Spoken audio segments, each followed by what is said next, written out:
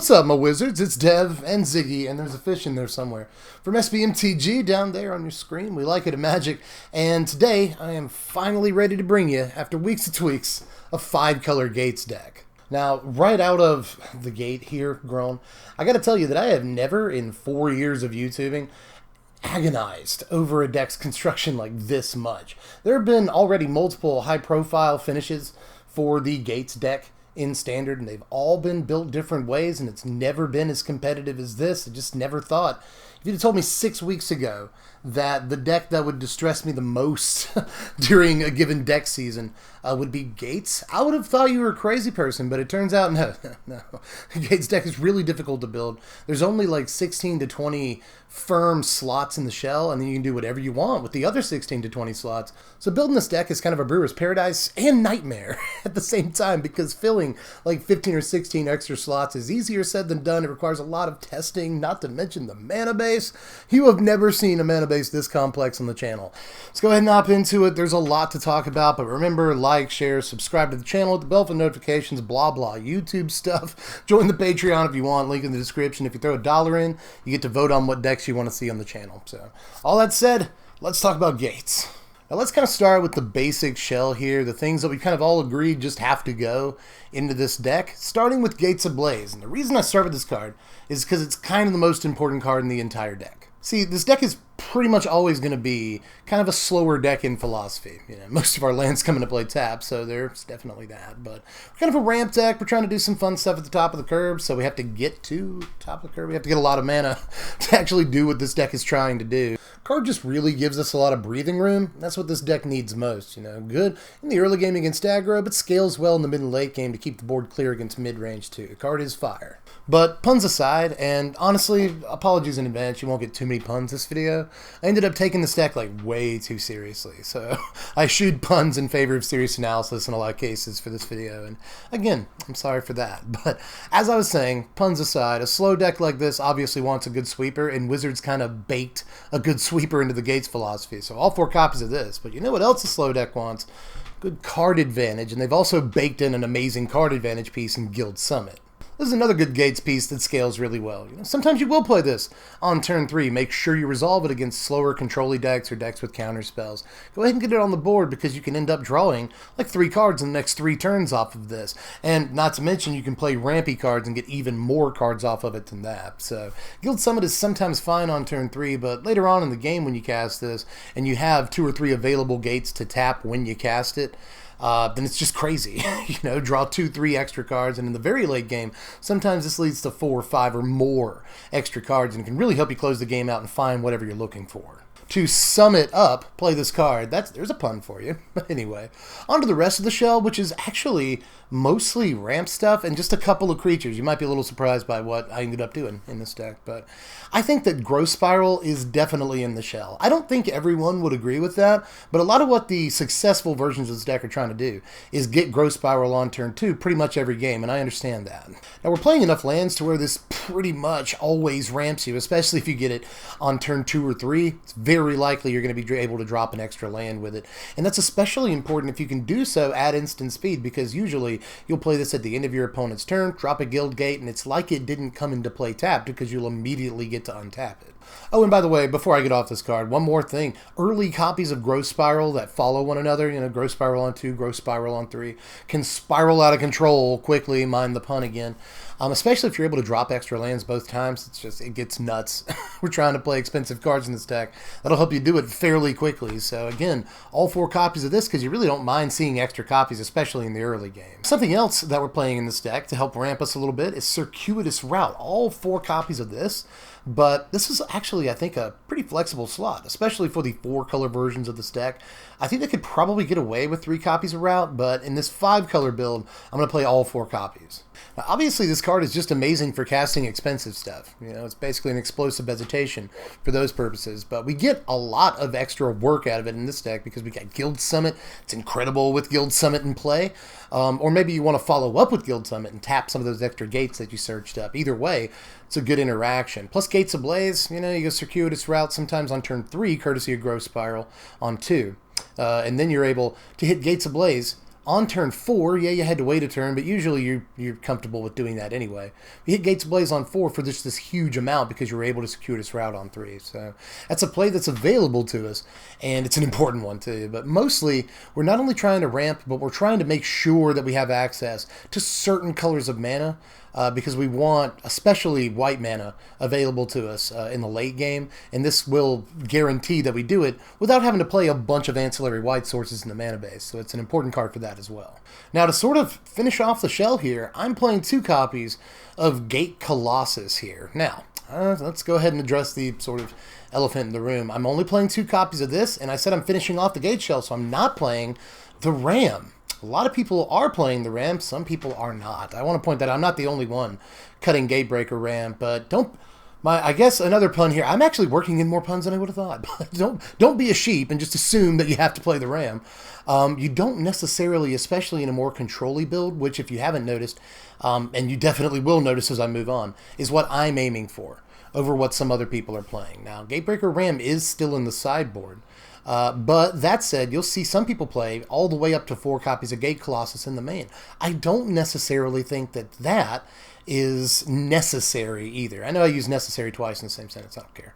But I don't think we absolutely have to play 3 or 4 copies of Gate Colossus at all. Some decks, actually, again, have cut this card entirely from the main deck. I think we need a little bit more finishing power than cutting this card entirely from the main. I don't think we can lean too much on like the 2 other win conditions that we play. I do like this card in the main, but at the end of the day, when it comes to both this card and Gatebreaker Ram, let me put it like this.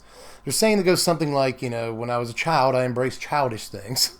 When I became an adult, I put aside childish things. And I think that is sort of one of the mantras of the Gates deck nowadays. This has always been kind of a casual deck, and there are definitely, I won't go so far as to say trap cards like Gatebreaker Ram and Gate Colossus. They're not traps, but I definitely think that it's not necessarily the wisest idea to devote main deck slots to what are essentially slightly above curve creatures in most ways that do scale well. But, are also, like, this is kind of a vanilla 8-8. At the end of the day, they can't, like, chump block it. But for most purposes, it's a vanilla 8-8, and we can do better with our slots than that. Sometimes this can kind of lock the opponent out. Even if they can remove it, it can come right back pretty easily. And it's a great gate payoff at the end of the day. So I'm not going to just completely cut it from the main deck. It definitely deserves to be in there somewhere. I'm also playing 1 main deck copy of Archway Angel here. This is another thing that people are cutting from the main deck, but still using, sideboard slots on.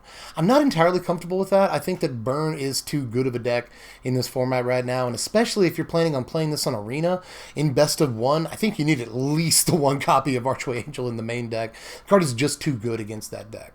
If we can actually get to Archway Angel against Burn, we don't necessarily win the game, but we go a long way towards putting it out of reach for them. Gaining that much life in the mid to late game is just a ridiculous play, almost insurmountable for them. And it's also pretty good against the variety of aggro decks in the format too. So I at least want 1 copy of this card in the main. I'm not ready to cut it entirely either. And really, just to kind of hammer in how important this card is, Angel is kind of the whole reason that I'm still playing white at all. Usually, this deck doesn't play black. Period. It's a 4-color deck where white is a very ancillary 4th color that usually is only there for Archway Angel. I've done this deck a lot differently than you'll usually see it. Again, usually doesn't include black at all. I prioritize black over white in this deck, and we'll get to why later. But just know that one of the big reasons that this is a 5-color deck is because I think it's especially important to play Archway Angel and have that option in a format full of burn and some small low-to-the-ground aggro decks. The card is just too good against. But before we get to why black is an important color in the deck, we'll get there. I think it's a very important color. But let's talk about these magical win conditions I keep bringing up, but not necessarily actually talking about, You may have been wondering to yourself, this still looks like a budget deck. I thought you said this was competitive Gates, the most competitive Gates deck you could come up with. Where's the money? Well, ladies and gentlemen. Here comes the money. Here we go. Money talk. Here comes the money. That's right, all 4 copies of Hydroid Krasis in the deck. I know, it's a lot to ask. It costs like $35 right now, but that's because it's the best card in Standard.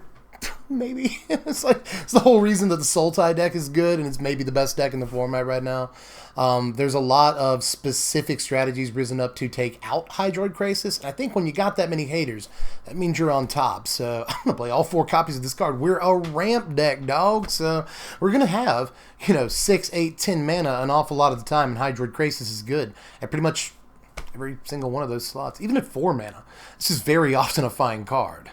The thing that makes Hydroid Krasis so good is the fact that you're going to get the cards in the life no matter what. They counter the spell, that's totally fine. You still get, 1 to 3 cards a lot of the time and 1 to 3 life a lot of the time, regardless of what actually happens to Krasis. If they spot remove your Hydroid Krasis, again, you still got the cards, you still got the life, and your opponent has to do something about whatever you drew off of this. Plus whatever, small amount of life you're able to restock on. So Hydroid Krasis is good even if it gets removed, especially if it hits in the very late game where you do have 10 mana to pump into this an awful lot of the time. It's really not that hard for this deck to get anywhere between 8 and 10 mana and make Hydroid Krasis, again, the best card in Standard. So, yeah, you play a play set of this. I'm sorry about the budget.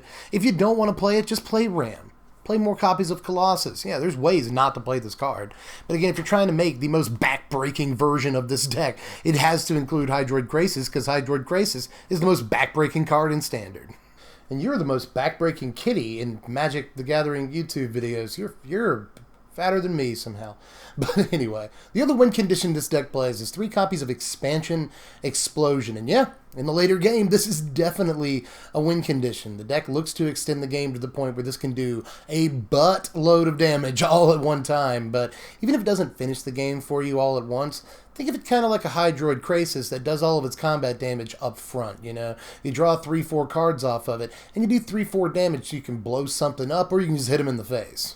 You can also occasionally fork a Gates Ablaze if you need to, fork a Growth Spiral, even a Circuitous Route if that's what you're into, or you can use this to counter spells that are on the stack. Sometimes you'll use Expansion, absolutely, but very often you'll be using Explosion both as a win condition and as a removal piece that's like a 4-for-1. So yeah, at least 3 copies of this. Some decks are running 2. No, the card is too important. It's too much of a win condition, honestly, to run any less than 3 copies.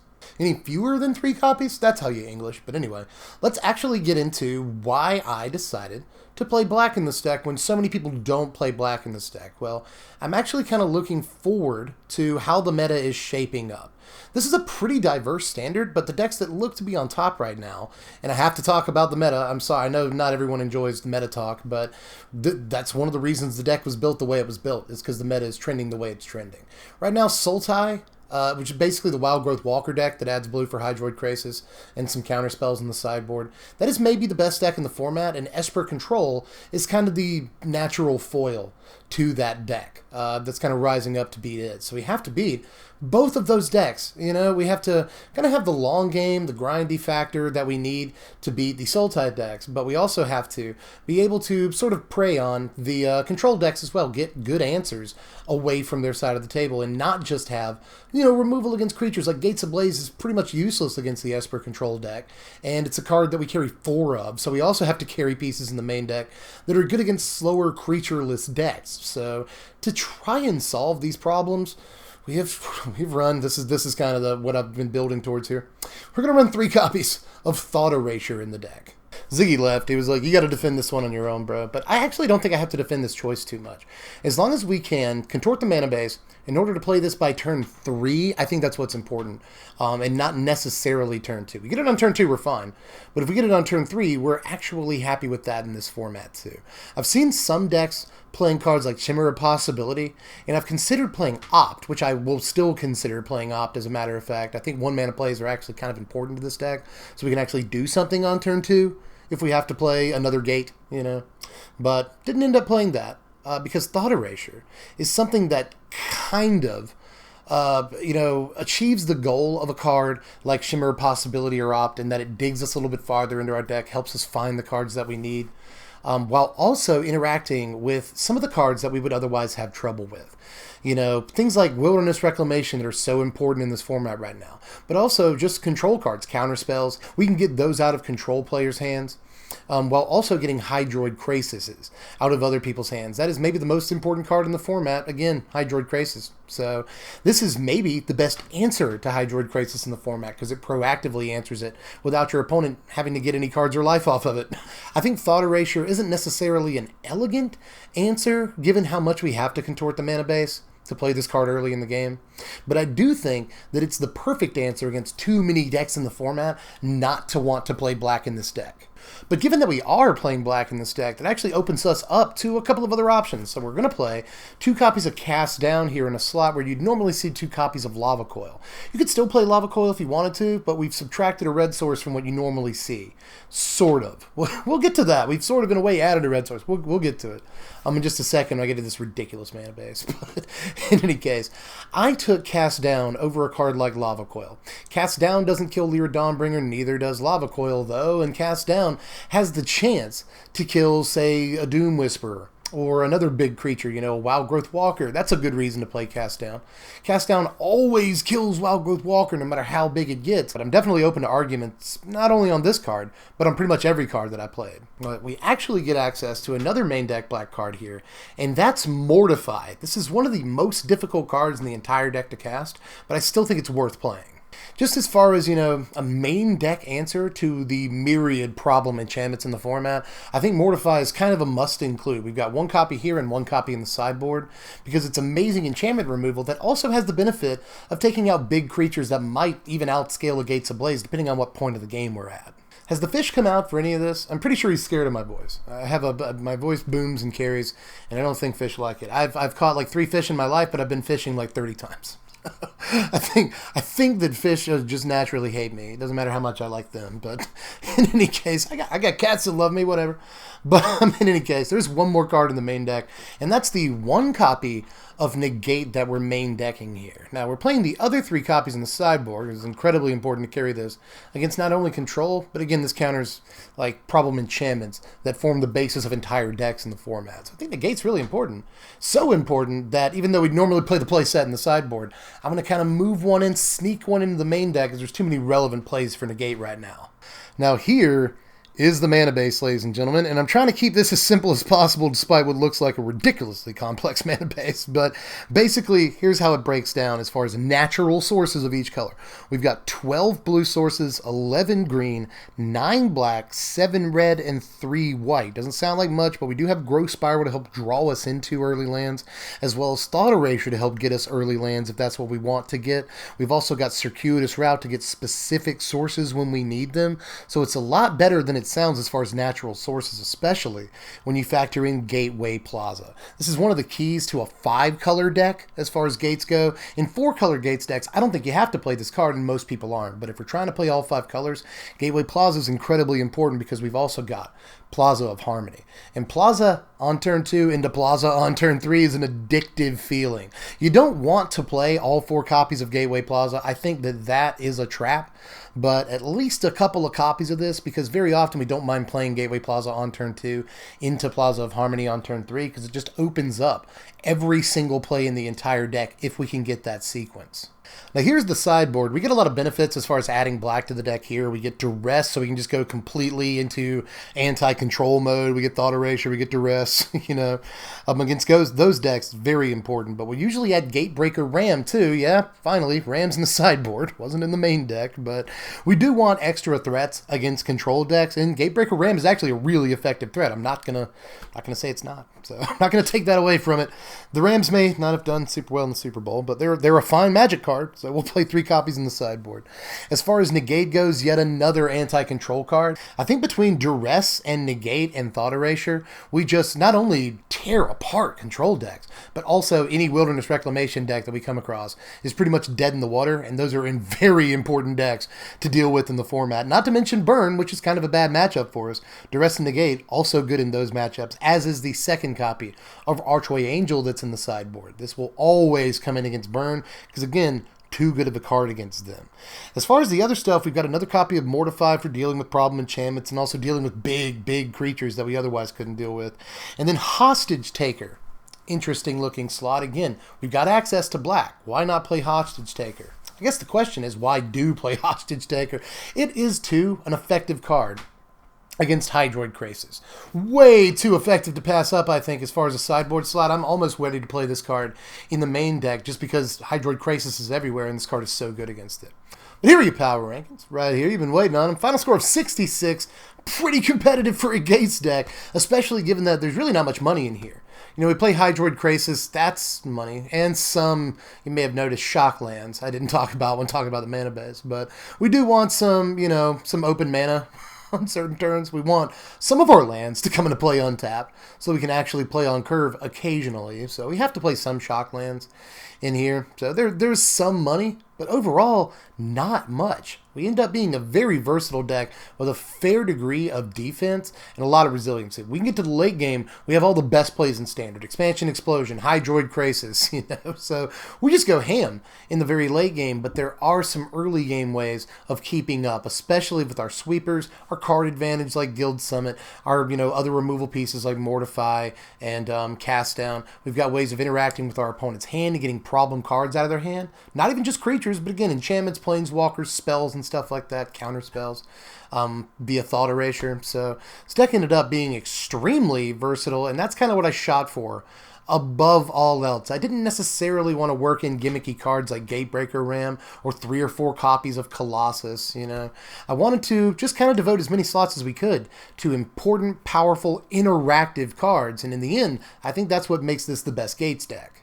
Now, I know that you probably want to see this deck in action to actually believe it. That's true of pretty much any Gates deck in this format. Even the ones that have posted good results, people usually want to see it before they believe it, and I understand that. So this is where I do a shout out to Sideboard Mtg. Old Eric over there at the Sideboard streams my decks, and so in the next few days, I assume he'll be streaming this deck because he does that. So make sure you sub to Sideboard Mtg. I'll leave a link to his channel in the description, because not only can you see him play this deck, probably in the next few days, I imagine. But you can probably see him play just about any deck that I've done so far this season on the channel, or any season for the past couple of years. So just make sure you sub to him. Eric's a good guy, and he's one of the better chances you have of actually seeing my decks in action before you commit to actually getting them yourself.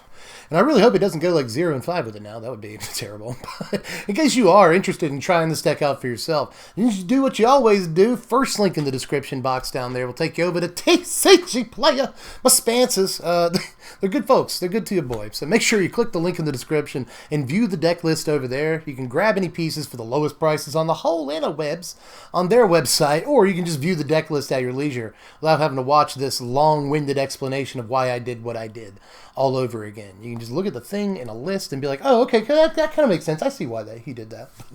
Anyway, click the link in the description. Go over to Cog Player if you want to do that stuff. But aside from that, do all the YouTube stuff I told you to do at the beginning. Like, share, comment, subscribe, blah, blah. I especially want your comments here, because I want to know how you felt about sort of how I built this deck versus how other people have built these competitive Gates decks so far this season. They don't all play Gatebreaker Ram. They don't all play Gate Colossus. Some of them do. Some of them don't. Some of them don't play white at all, which is kind of crazy. So there's just been a million ways to build this, and I'd like to kind of get your input on it. And I always want your input, but I especially want your input on sort of how you feel about the direction we're taking this deck, especially given that we're trying to look to the direction that Standard itself is trending while building this deck. So I want your thoughts and your opinions. We'll talk down there in the comments section, but do all the other stuff, like, subscribe, hit the bell for the notifications, and hit the link in the description to go to Patreon, or just go to patreon.com/spmtg. Just $1 a month lets you help decide. I don't know why I'm so excited. Helps you decide like what decks we do around here. You vote on what decks we do next. $5 a month gets you a signed card. $10 gets your names in the credits. So do all the Patreon stuff. If you got the skrill to actually help your boy out, I'd really appreciate it. But aside from that, I'm pretty sure I'm done for this one. So I guess I'll catch you cats later. I feel like I could have made this deck or like a 1 hour thing. Just a special 1 hour episode, because I want to talk about Gates all night. I have never just like really sweated over what I was going to bring you Because there's like 8 different builds of this thing that I have drafted up right now. But I think in the end, the version that includes black and sort of deprioritizes white while still playing all 5 colors, yeah, the mana is the hardest part of the deck to get working. But once you do get it working, I think this is the best version of the deck. But I think I've justified it enough. I'll catch you cats later. I'm Dead from the Place. Thanks for watching, my wizards. Spread love and be kind.